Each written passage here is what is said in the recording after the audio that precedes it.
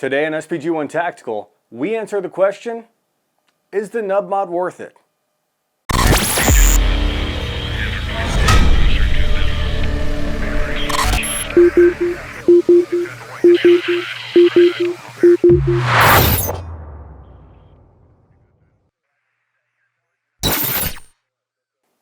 The short answer is yes. The nub mod provides a relatively low-cost solution to a relatively small problem.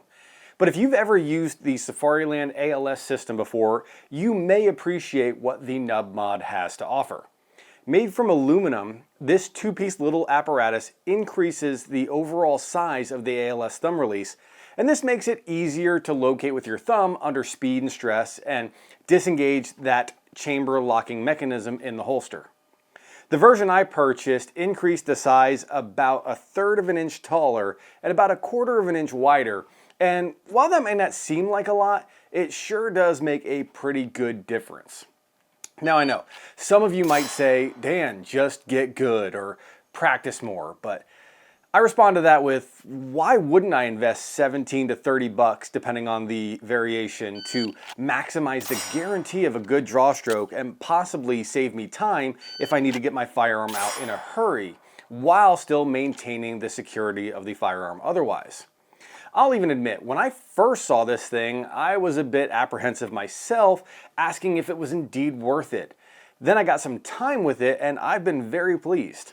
Like I said, it's a relatively small problem, but if you have the opportunity to minimize that problem, that could be the difference between placement in a competition or even defending your life. Most individuals just don't train, and those that do, most train in flat ranges, in shooting bays from a tabletop. It may be easy to hit that little ALS button standing still with a resting heart rate, but what about when your heart's beating 200 beats per minute, you're sweating, adrenaline pumping, moving, and panic may possibly be trickling down your thigh from the front or the back end? If peeing your pants is cool, consider me Miles Davis. The nub mod just gives you that extra edge to be able to get your firearm out when you need it. But speaking of sweating, there is one modification that I made myself, which was to add a small piece of Talon tape to give the nub mod some texture. I would have preferred to see this come with a textured top for that extra purchase, but perhaps that would have increased manufacturing costs, or maybe it will be offered as a future version. Installation is really simple. You sandwich the two pieces around the ALS tab and screw the two together. Something to note is that they are offered in different variations depending on your setup. For example, I wanted to show someone the nub mod, but we saw mine wouldn't fit their holster because they had a level 3 holster with a hood. But quickly popping over to the site at OTDefense.com showed that all he needs to do is simply select the appropriate level 3 compatible nub. So make sure that when you're selecting the appropriate configuration before you hit that purchase button on the website.